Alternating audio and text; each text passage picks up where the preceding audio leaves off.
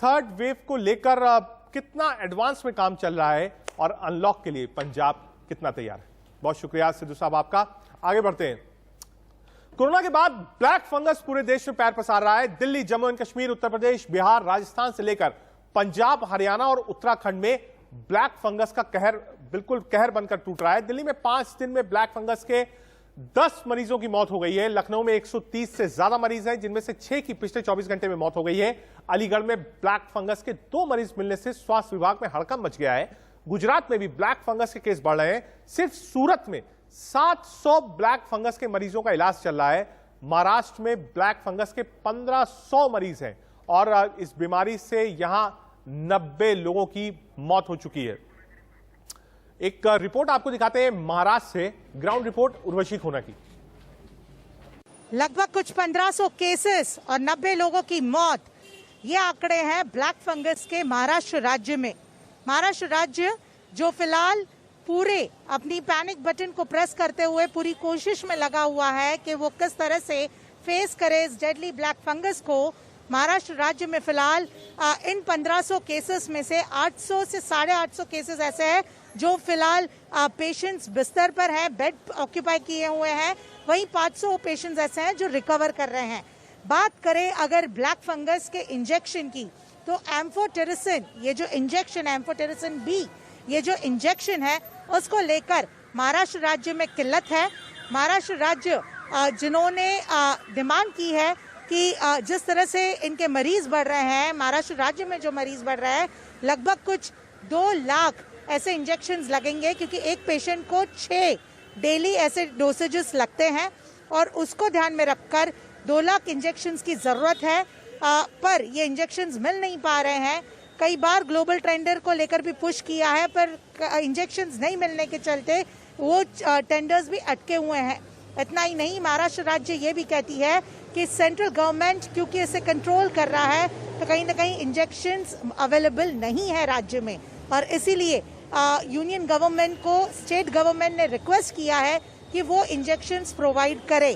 Black fungus जो दिन ब दिन राज्य में बढ़ रहा है, जिस तेजी से बढ़ रहा है, उसको देखते हुए एक्सपर्ट्स का मानना है कि मंथ एंड तक ये 1500 का आंकड़ा 5000 तक पहुंच सकता है, अगर ठीक से इसकी ट्रीटमेंट नहीं की गई तो। मुंबई से कैमरा पर्सन विष्णु के साथ मैं उर्वशी खोना, इंडिया न्यूज के लिए। आपने ग्राउंड से रिपोर्ट देखी। अब हमारे साथ एक खास मेहमान जुड़ गए हैं। डॉक्टर MC मिश्रा हैं, पूर्व निदेशक हैं एम्स के। बहुत स्वागत है डॉक्टर साहब आपका।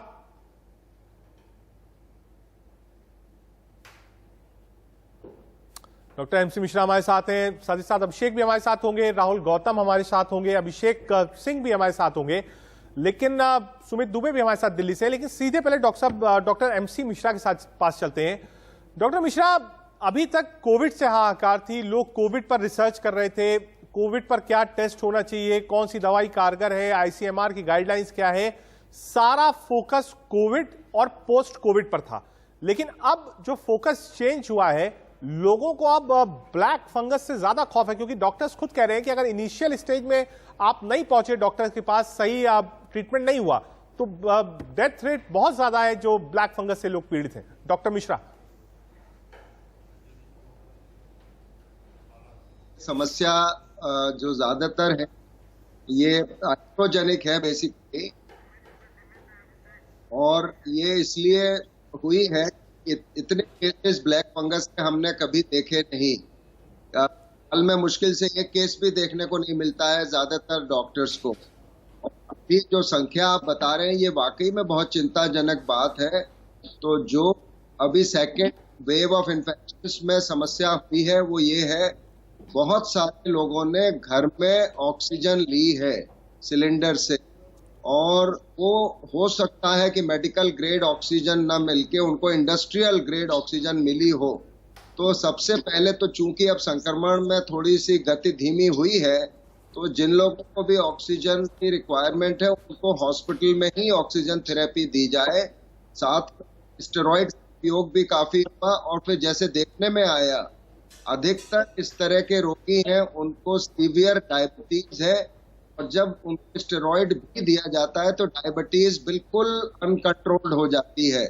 और ये ऐसा अपॉर्चुनिस्टिक ऑर्गेनिज्म है फंगस म्यूकर माइकोसिस जो करता है, तो ये सारे फंगल इन्फेक्शंस हैं और यह फंगल इन्फेक्शन के ऑपॉर्चुनिस्टिक ऑर्गेनिजम्स होते हैं और ये मौका पाते ही जब जैसे ही इनको एक एनवायरनमेंट मिलता है ग्रो करने का तो ये करते हैं। दूसरा, लोगों को जिनको साइनस की प्रॉब्लम होती है और इसलिए ये राइनोसेरिब्रल कहलाती है बीमारी, जब ये आँख के जो साइनसेस हैं उनको असर डालती है, आंख को असर डालती है, ब्रेन को असर डालती है। इसको इन्वेसिव म्यूकोमाइकोसिस बोलते हैं और इसमें जो आउटकम है बहुत कॉम्प्रोमाइज्ड होता है, इतनी आसानी से रिकवरी नहीं होती है। इसीलिए इसको पहले पहचानना और उसका इलाज करना ही सबसे अच्छा है और उसके लिए एंटी फंगल मेडिकेशन, अगर एम्फोटेरिसिन जो लाइपोसोमल जो एम्फोटेरिसिन है वो नहीं भी मिल रही है तो एम्फोटेरिसिन जो बहुत समय से हम लोग इस्तेमाल करते आए हैं वो भी दी जा सकती है, उसकी थोड़ी टॉक्सिसिटी ज्यादा होती है। दूसरे ओसिकोनाजोल एक और एंटी फंगल दवाई है, उसका प्रयोग प्रोफाइलैक्सिस के लिए किया जा सकता है। जिन रोगियों को कोविड में स्टेरॉइड दिए जा रहे हैं, अगर उनको ओसिकोनाजोल भी दिया जाए साथ में तो इसको होने से बचाया जा सकता है। दूसरे, ऑक्सीजन इंडस्ट्रियल ग्रेड की न लोग यूज करें, मेडिकल ग्रेड वाली ऑक्सीजन ही इस्तेमाल करें। ये एक लोगों को चेतावनी देना बहुत आवश्यक है। तो सब बड़ी बात आप कह रहे हैं क्योंकि अब तक इस बात की चर्चा किसी ने भी नहीं करी है और आप एक महत्वपूर्ण बात कह रहे हैं कि इंडस्ट्रियल ग्रेड की ऑक्सीजन की वजह से ये हो सकता है। क्यों बढ़े केसेस? पहले भी ब्लैक फंगस के केस आते थे जैसा आपने बताया, लेकिन इस बार ज्यादा आ रहे हैं। उसके कारण क्या है, उपचार क्या है, टेस्टिंग क्या है, इन सब पे आपने बात करेंगे। एक बार पहले सुमित दुबे का रुख कर लेते हैं, दिल्ली से सुमित जुड़े हैं। सुमित, दिल्ली में कितने केसेस रिपोर्ट हुए हैं ब्लैक फंगस के? 3 डेडिकेटेड हॉस्पिटल्स अरविंद केजरीवाल ने घोषणा करी थी, क्या वो अस्पताल डेडिकेटेड रूप से ब्लैक फंगस के लिए शुरू हो गए हैं? लाइन ऑफ ट्रीटमेंट्स क्या है? कितने केसेस रिपोर्ट हुए पिछले 24 घंटे में?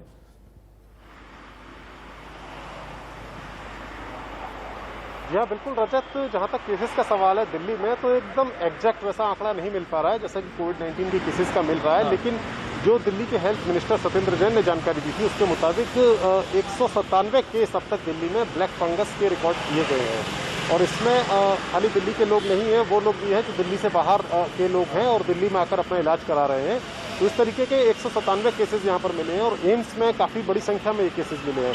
जहाँ तक मौतों का सवाल है, 10 मौतें करीब बताई जा रही हैं, लेकिन एग्जैक्ट आंकड़ा नहीं दिया जा रहा है। दिल्ली की तरफ से या सरकार की तरफ से कोई बुलेटिन जारी नहीं किया जा रहा है इस तरीके का, लेकिन एक आंकड़ा है कि करीब 10 मौतें ब्लैक फंगस के केसेस के चलते हुई हैं। जहाँ तक जो 3 डेडिकेटेड हॉस्पिटल्स का सवाल है तो LNJP है, GTB हॉस्पिटल है और Rajiv Gandhi super speciality hospital जो है रजत, ये तीनों ही हॉस्पिटल कोविड डेडिकेटेड हॉस्पिटल थे, लेकिन इनके भीतर अलग से ब्लैक फंगस को ट्रीट करने के लिए केंद्र बनाए गए हैं। ये दिल्ली सरकार ने कल एक हाई लेवल कमेटी की मीटिंग हुई थी, उसके बाद ये फैसला किया गया सरकार की तरफ से। केंद्र सरकार आएंगे आपके पास और समझेंगे आंकड़े का खेल क्या है। एक बार मुंबई चलते हैं क्योंकि सबसे ज्यादा रिपोर्टेड केस जो है वो मुंबई से है। अभिषेक, 2000 के ऊपर केसेस हैं। हम स्वास्थ्य मंत्री से भी आज बात कर रहे थे, वो कह रहे थे कि हम मॉनिटरिंग भी कर रहे हैं, मेडिसिन के लिए ग्लोबल टेंडर भी कर रहे हैं। महाराष्ट्र में इस वक्त आंकड़ा क्या कहता है? सरकार ब्लैक फंगस के ऊपर क्या काम कर रही है? मॉनिटरिंग में क्या काम हो रहा है? डेडिकेटेड टीम किसकी बनाई गई है? और मेडिसिन और ड्रग्स को लेकर महाराष्ट्र सरकार क्या कर रही है? अभिषेक। बिल्कुल रजत, देखिए सही कहा आपने कि 2000 के ऊपर के आंकड़े महाराष्ट्र में हैं और सबसे खास बात यह है कि पूरे देश भर में करीबन 7,500 के आसपास आंकड़े इस वक्त ब्लैक फंगस के दिखाई पड़ रहे हैं। लेकिन सबसे अधिक उसमें से प्रथम नंबर पे यानी पहले नंबर पे कोई है तो महाराष्ट्र है। और सबसे खास बात देखिए, करीबन 250 के आसपास लोगों की मौत की खबर जो अब तक है पूरे देश भर में है, उसमें से 90 लोगों की मौत महाराष्ट्र में हुई है अब तक ब्लैक फंगस की वजह से, जो अब तक जानकारी रिपोर्ट के मुताबिक आई है। यानी यह साफ है कि ब्लैक फंगस का खतरा लगातार बढ़ता जा रहा है और इसके कारण देखिए मुंबई की बात कर ले, मुंबई के बाहर की जो महाराष्ट्र की बात कर लें तो जितने भी कई सारे जो अस्पताल हैं, कस्तूरबा अस्पताल है आर्थर रोड में, वो डेडिकेटेड हालांकि कोविड के लिए भी है और वहां पर कई सारे ऐसे बड़े इलाज होते हैं इस तरीके के, तो वहां पर इस तरीके का अवार्ड बनाया गया ताकि उन लोगों को वहां पर रखा जाए कि ये मुंबई का अस्पताल है, साइन अस्पताल है, ऐसे जो बड़े हॉस्पिटल्स मुंबई के हैं, जे अस्पताल है, सेंट जॉर्ज हॉस्पिटल है, उन सभी जगहों पर इस ब्लैक फंगस के इलाज की व्यवस्था की गई है ताकि आराम से आके लोग इलाज करा सकें। सबसे खास बात यह सरकार कह रही है पैनिक ना हो लोग, और जो भी जिसको जरूरत पड़ती है, तकलीफ होती है, चाहे उनको दांत में तकलीफ होती है, आंख में दर्द होता है, नाक के पास सूजता है, ऐसे कोई भी अगर सिम्टम्स आते हैं तो वो तत्काल प्रभाव से अस्पतालों में जाएं, इलाज कराएं। जरा से भी चूक भारी पड़ सकता है क्योंकि जो ब्लैक फंगस बिल्कुल आप कह सकते हैं फ्रंट फुट पे है, चेतन है। केंद्र सरकार ने भी आगाह किया है कि आप इसको एपिडेमिक घोषित करिए, जो भी रिपोर्ट्स हैं वो केंद्र के साथ साझा करिए। डॉक्टर मिश्रा, अभिषेक और सुमित, आप सब हमारे साथ रहिए। वक्त हो चला एक छोटे से ब्रेक का, ब्रेक के बाद चर्चा को आगे बढ़ाएंगे। फिलहाल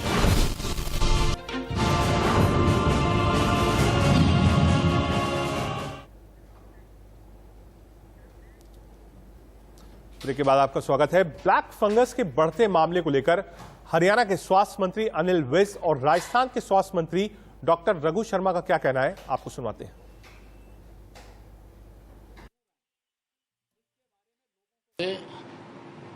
226 मामले सामने आए हैं। हमने इसके लिए सभी मेडिकल कॉलेजेस में 20-20 बेड के वार्ड रिजर्व किए हैं और सिविल अस्पतालों के सारे सीएमओस को हमने ये डायरेक्टिव दिया है कि जैसे ही कोई केस डिटेक्ट हो उसको अटैच्ड मेडिकल कॉलेज में रेफर कर दिया जाए, क्योंकि इसमें मल्टी स्पेशलिस्ट की जरूरत होती है।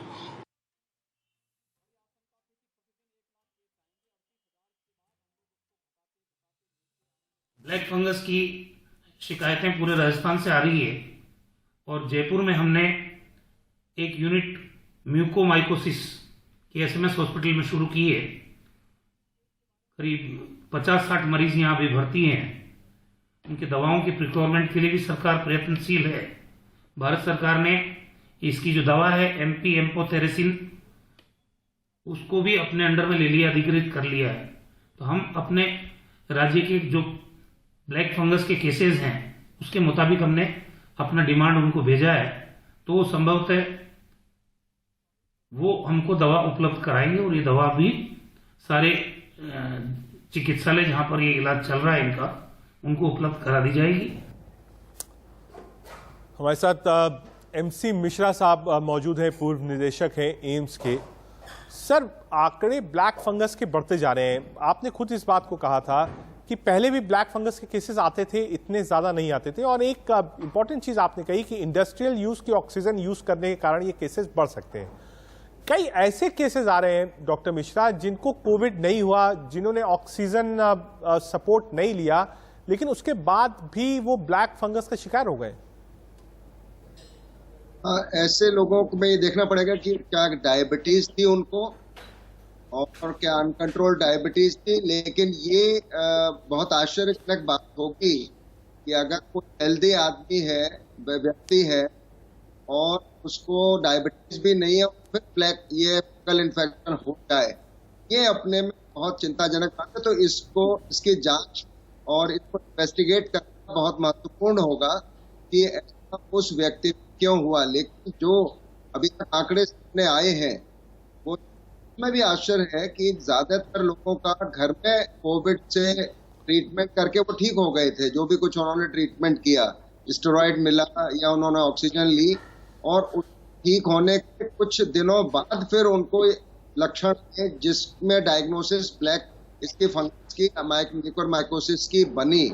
तो समझता हूं कि आईसीएमआर को इसका संज्ञान लेके, और इसको ऑलरेडी ये एपिडेमिक एक्ट में आ गई है, सब इसको एपिडेमिक घोषित कर दिया है, सारे राज्यों ने इसको नोटिफाइड डिजीज करके इस संज्ञान की अर्जेंसी से लिया जाना चाहिए। आज प्रधानमंत्री ने भी इस समस्या को अपने, जब वो वाराणसी के डॉक्टर से रूबरू हो रहे थे, तो उसका इसमें संज्ञान लिया है और उन्होंने इसको महत्व भी दिया है। और जैसे अभी स्वास्थ्य मंत्रियों को भी हमने सुना, राजस्थान के और हरियाणा के, तो भी इसको बहुत गंभीरता से लिया है और उसके लिए जो भी इंतजाम किए जाना चाहिए वो कर रहे हैं। सभी अस्पताल, मल्टी स्पेशलिटी हॉस्पिटल इस बीमारी से निपटने के लिए सक्षम है, चाहे वो प्राइवेट निजी संस्थान हो, अस्पताल हो या सरकारी संस्थान हो। तो मैं समझता हूँ कि इलाज में तो कोई समस्या नहीं है, लेकिन अगर डिजीज बहुत गंभीर हो जाती है तो सर्जरी करने के बाद भी उसमें से निकल पाना कई बार असंभव सा हो जाता है।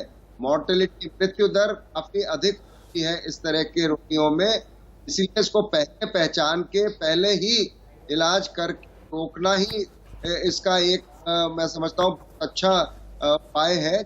में भी स्टेरॉइड ले रहे हो साथ में एंटी फंगल भी ले लें, और जब भी ऑक्सीजन की रिक्वायरमेंट हो तो ये जरूर जांच कर लें कि एक तो सिलेंडर अवॉइड करें, ऑक्सीजन कंसंट्रेटर से ऑक्सीजन ले लो, और अगर वो ऑक्सीजन कंसंट्रेटर नहीं उपलब्ध है तो अब तो संक्रमण हो गया है सभी राज्यों में, ऑक्सीजन का बेड मिल जाएगा हॉस्पिटल में, तो उसको भी इस्तेमाल किया जाना चाहिए। लोगों को डिस्करेज करें कि घर पे ऑक्सीजन लें, क्योंकि ये जरूर कहीं उससे लिंक है इसमें, कि अदरवाइज इतने सारे केसेस एक साथ आना सभी राज्यों में बराबर, ये एक बहुत चिंता का विषय है। और इसको जितना जल्दी हो इसकी डेप्थ में जाके, इसकी गहराई में जाके पता लगाना ठीक कह रहे हैं कि शुरुआती दौर पे अगर आप जाएंगे तो इसका उपचार है, बिल्कुल मैं इस बात को मानता हूं। लेकिन डॉक्टर साहब, जिस तरीके से केसेस आ रहे हैं, महाराष्ट्र में 2000 केसेस हैं, 7 से 8 लोगों ने दिल्ली में दम तोड़ दिया, हालांकि सारे केसेस दिल्ली के नहीं थे, बाहर से भी केसेस आए हुए थे, गुजरात में केसेस आ रहे हैं, मध्य प्रदेश में ब्लैक फंगस के डेडिकेटेड हॉस्पिटल्स बनाना पड़ रहा है। ऐसे में डॉक्टर साहब, और महामारी सरकार ने कहा है कि एपिडेमिक इसको घोषित करिए। मैं एक चीज आपसे समझना चाहता हूं, क्या यह भी कम्युनिकेबल है? कोविड जिस तरीके से फैलता है, क्या ब्लैक फंगस भी एक व्यक्ति से दूसरे व्यक्ति को पकड़ सकता है, एक व्यक्ति से दूसरे व्यक्ति में फंगस ट्रांसफर हो सकता है? नहीं, ये संभव नहीं है, क्योंकि ये बिल्कुल इंडिविजुअल को ही होता है और वो उस तरह से इन्फेक्शन नहीं फैलता है फंगस का, जैसे वायरस का इन्फेक्शन या बैक्टीरिया का इन्फेक्शन फैलता है। लेकिन ये जरूर है, चूंकि इतने हमारे संक्रमण ज्यादा हुए अभी पिछले 1 महीने में, 1.25 महीने में, तो उस अनुपात में भी ये केसेस ज्यादा हैं। इसमें कोई संदेह नहीं है कि केसेस का इतना नंबर किसी ने भी नहीं सोचा होगा दुनिया में कि इस तरह से ये, और पिछले संक्रमण में भी हुए थे लेकिन बहुत कम लोगों को हुआ था, और ऐसे ही लोगों को हुआ था जो अस्पताल में भर्ती थे, आईसीयू में कुछ दिन भर्ती रहे।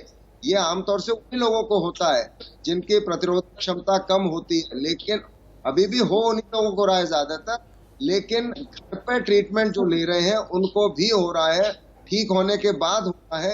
ये एक बहुत चिंता का विषय है, और इसमें मैं समझता हूँ कहीं ना कहीं ये इंडस्ट्रियल ऑक्सीजन का, ठीक है, तो ये एक इम्पोर्टेंट बात आपने कही है, और मैं इस पॉइंट को नोट करता हूं कि इंडस्ट्रियल ऑक्सीजन के कारण ही इतने केसेस आ सकते हैं। एक बार दिल्ली का रुख कर लेते हैं, सुमित दुबे हमारे साथ हैं। सुमित, आपने बताया कि बाकायदा पैनी नजर है, 3 डेडिकेटेड हॉस्पिटल्स हैं, बाहर के मरीज भी आ रहे हैं, एम्स में 7 से 8 मरीजों ने दम तोड़ा है। आगे रणनीति क्या है? कैसे ब्लैक फंगस पे मॉनिटरिंग रखी जाए? कहां केसेस हैं? जागरूकता कैसे फैले? क्योंकि आम व्यक्ति जो कोविड से रिकवर हो गया है, बहुत ज्यादा पोस्ट कोविड टेस्ट आज देश में लोग नहीं कराते हैं। आप मेट्रोस को छोड़ दीजिए तो बाकी जगह टेस्ट नहीं होते हैं। दिल्ली में सरकार की तैयारी क्या है? कैसे ब्लैक फंगस पर लगाम लगाएगी? जी देखिए, दिल्ली की तैयारी को अगर हम देखें, दिल्ली की सरकार की तैयारी को रजत, तो 3 एस्पेक्ट ऐसे हैं जहां पर दिल्ली सरकार काम कर रही है। पहला एस्पेक्ट ये है कि लोगों में जागरूकता फैलाई जाए। जो लोग कोविड से रिकवर हुए हैं, वो लोग, क्योंकि अगर शुरुआती संकेत मिलते हैं, शुरुआती लक्षण अगर दिखाई देते हैं, तो तभी डॉक्टर से कंसल्ट करें, क्योंकि ये एक बीमारी ऐसी है जिसमें जो मृत्यु दर है वो 38% से 40% है। यानी अगर बीमारी फैल जाती है तो फिर जान बचाना मुश्किल हो जाता है। दूसरा एस्पेक्ट ये है कि दिल्ली सरकार की तरफ से ट्रीटमेंट की कोशिश भी की गई है। 3 डेडिकेटेड सेंटर शुरू किए गए हैं अलग अलग हॉस्पिटल्स में। और उससे भी बड़ी बात यह है रजत, कि जो अभी हमने देखा कि कोविड ये दूसरी लहर के दौरान हमने देखा कि जिस तरीके से दवाइयों की कमी, दवाइयों की किल्लत हुई थी और कालाबाजारी हुई थी, दिल्ली सरकार नहीं चाहती कि वैसे हालात पैदा हो। इसके लिए केंद्र सरकार के ऊपर चिट्ठी लिखी जा रही है, उनसे आग्रह किया जा रहा है कि जो एंटी फंगल इन्फेक्शंस हैं, जो कि मार्केट में काफ़ी कम मात्रा में उपलब्ध है, वो दिल्ली सरकार को अलॉट किए जाएं। और जो ट्रीटमेंट होगा, अगर ब्लैक फंगस का ट्रीटमेंट की जो बात की जाए तो उसमें जो एंटी फंगल इन्फेक्शन की जरूरत पड़ती है, जो हाई इन्फेक्शन होता है, तो ऐसे में वो इंजेक्शन सीधे अस्पतालों को दिए जाए, न कि मार्केट में उसको दिया जाएगा, जिससे कि कालाबाजारी बढ़े। यानी ट्रीटमेंट किया जाए और सबसे ज़्यादा बड़ी बात यह है कि जागरूकता फैलाई जाए। जो अभी डॉक्टर साहब भी बात बोल रहे थे कि अगर इंडस्ट्रियल ऑक्सीजन दी गई है जिसकी वजह से ब्लैक फंगस हो सकती है, या फिर कई सारी ऐसी चीज़ें भी होती है जैसे स्टेरॉयड अगर लिया जा रहा है, कई सारे लोग घर में इलाज कराते हैं और स्टेरॉयड लेते रहते हैं, रिकवर होने के बाद भी या एक तय समय सीमा के बाद भी जब स्टेरॉयड नहीं लिया जाना चाहिए तब भी स्टेरॉयड लेते रहते हैं, जिसके बाद उस मरीज की जो प्रतिरोधात्मक क्षमता होती है, जो इम्यूनिटी होती है, वो काफ़ी कमज़ोर हो जाती है। और ऐसे में ब्लैक फंगस का वायरस जो कि हवा में, वातावरण में मौजूद रहता है, वो उस आदमी को अटैक कर देता है। तो जागरूकता सबसे बड़ी चीज़ है और उसके जागरूकता, दवाई और इलाज, ये 3 पहलू हैं जिन पर दिल्ली सरकार अभी काम कर रही है। ये रणनीति दिल्ली सरकार की अभी तक हमारी समझ में और सामने आई है।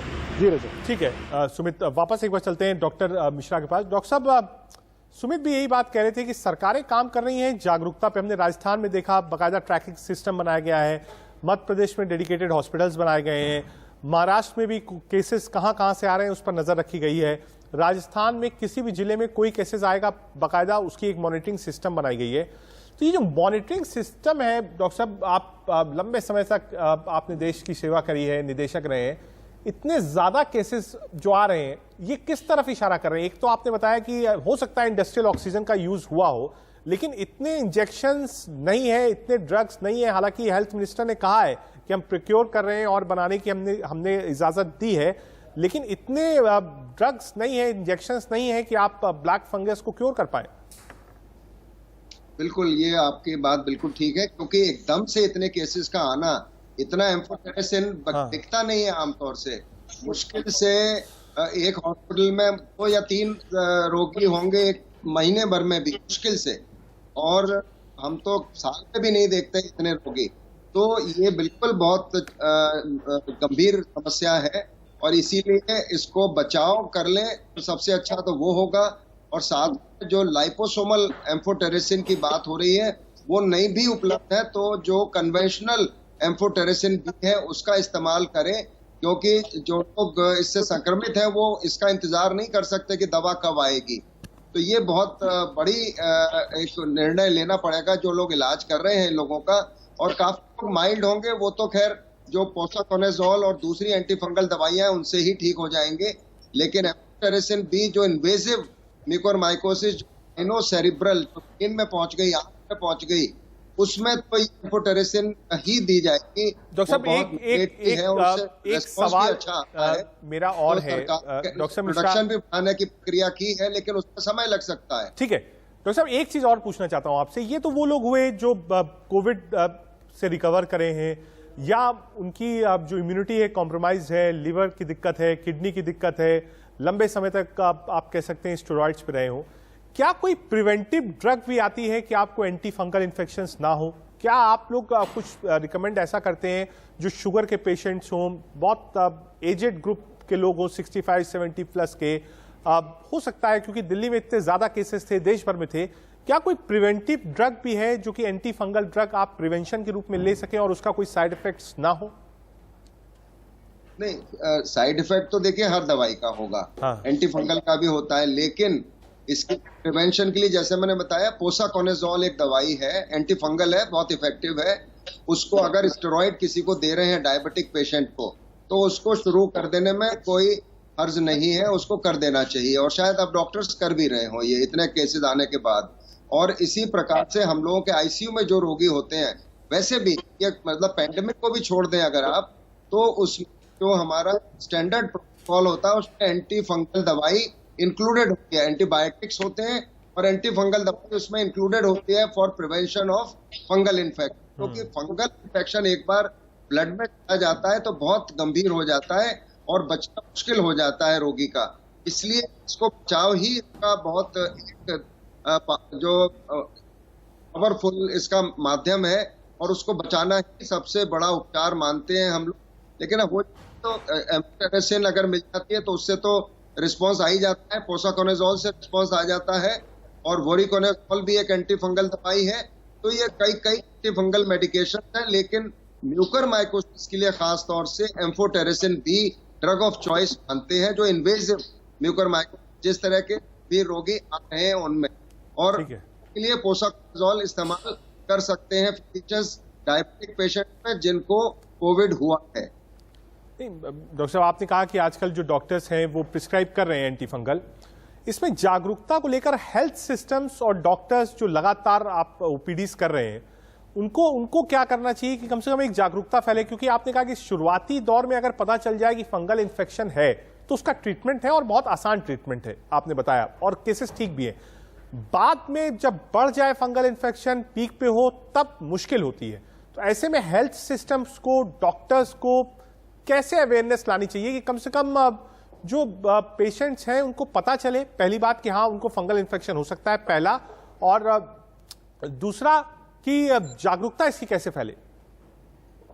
ये बिल्कुल आपके माध्यम से ये कार्यक्रम आप कर रहे हैं, इसीलिए कर रहे हैं कि जागरूकता फैले, और इसमें रोगियों को समझना होगा जो भी कोविड से रिकवर हुए हैं और जिन्होंने स्टेरॉइड लिए हैं, जिनको डायबिटीज है, उन लोगों को अगर ठीक होने के कुछ दिन बाद फिर से कुछ लक्षण आ रहे हैं, जैसे फेस पे सुन्न होना, फेस पे स्वेलिंग आना, आंख के चारों तरफ स्वेलिंग आना, सिर में दर्द होना और हैवीनेस होना, इसके अलावा नेजल ब्लॉकेज अगर हो रहा है, बुखार होने लगे दोबारा, तो ये इंगित करता है कि इसमें कुछ कहीं ना कहीं कुछ गड़बड़ है, और इस तरह के लोगों को तुरंत ईएनटी स्पेशलिस्ट से जाके चेकअप कराना चाहिए, और अंदर नाक भी थोड़ा सा लोग ऑब्जर्व कर लें कि कोई पपड़ी तो जम रही है, और जिससे जब ब्लॉकेट होता है साइनसेस का तो इसकी संभावना ज्यादा होती है, ह्यूमिड एनवायरनमेंट होता है तो इसकी संभावना ज्यादा होती है। तो कोई भी लक्षण ठीक होने के कुछ दिन बाद अगर किसी को आ रहा है,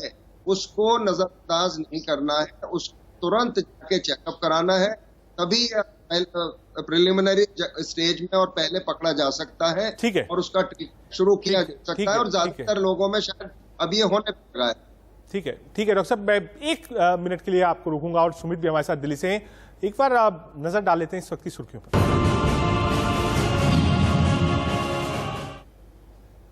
एक बार आप दिल्ली से सुमित का रुख कर लेते हैं।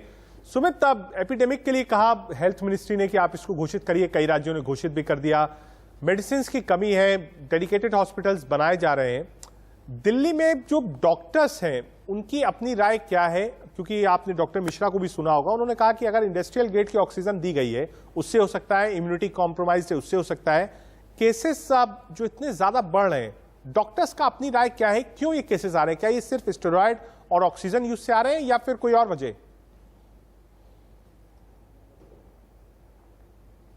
ये देखिए रजत, दिल्ली में जो जितने केसेस बढ़ रहे हैं, दिल्ली में केसेस 197 तो सरकार के मुताबिक है जो कहा गया है, हो सकता है उससे ज़्यादा भी केसेस हों जो अभी तक नोटिस में नहीं आए हों। डॉक्टर्स का कहना है कि ये जो आउटब्रेक हुआ है ब्लैक फंगस का, इसका सीधा ताल्लुकात जो है पोस्ट कोविड से है। कोविड के वक्त में रिकवरी हो जाती है, लेकिन उस वक्त के ट्रीटमेंट में जो कमी रह गई, चाहे घर पे ट्रीटमेंट लिया या जैसा डॉक्टर मिश्रा बता रहे थे कि इंडस्ट्रियल ऑक्सीजन ले लिया, अगर सिलेंडर से ले लिया इंडस्ट्रियल ऑक्सीजन उसको उन्होंने यूज कर ली, या फिर स्टेरॉइड ज़रूरत से ज़्यादा खा लिया, तो ऐसे में ब्लैक फंगस का होना एक वल्नरेबिलिटी आ जाती है ऐसे पेशेंट में, और उसके बाद से वो पेशेंट जो है ब्लैक फंगस होना उसमें चांसेस ज़्यादा हो जाते हैं। क्योंकि डॉक्टर्स का एक अनुमान ये है रजत कि अगर शुरुआत में ही, जैसा डॉक्टर मिश्रा भी बता रहे थे कि शुरुआत में ही अगर ट्रीटमेंट दे दिया जाए, शुरुआती लक्षण जो है वही अगर पकड़ में आ जाए और उसमें ट्रीटमेंट दे दिया जाए, तो जो शुरुआती दवाइयाँ जो होती हैं, जो जिनका नाम डॉक्टर मिश्रा बता रहे थे, अगर वो दवाएं दे दी जाए तो फिर ज़्यादा सीवियर सिम्टम से बचा जा सकता है, और ऐसे में ब्लैक फंगस का इलाज किया जा सकता है। क्योंकि एक बात याद रखने वाली है रजत कि 38% इसकी मोर्टेलिटी रेट है, यानी अगर केस बिगड़ता है तो फिर जान जाने के चांसेस ज़्यादा हो जाते हैं। ठीक है सुमित, बहुत शुक्रिया। डॉक्टर मिश्रा, आपने तमाम आप पहलुओं पर बात करी, ब्लैक फंगस के बारे में आपने हमको भी इनलाइटन किया। बहुत शुक्रिया सुमित आपका और डॉक्टर मिश्रा आपका इंडिया न्यूज से जुड़ने के लिए। आज हमने आपको बताया ब्लैक फंगस के कितने केसेस हैं, सरकारें क्या कर रही हैं। डॉक्टर मिश्रा निदेशक हैं, उन्होंने भी समझाया कि शुरुआती दौर में आप जाइए, लक्षण उन्होंने बताए, दवाई बताई, और ये भी बताया कि प्रिवेंटिव दवाई जिनकी इम्यूनिटी कम है या वो और एंटीबायोटिक्स लेते हैं या स्टेरॉइड ज्यादा समय तक लिया है, वो क्या ले सकते हैं। आज के लिए फिलहाल इतना ही। फिलहाल एक छोटा सा ब्रेक, आप देखते रहिए इंडिया न्यूज।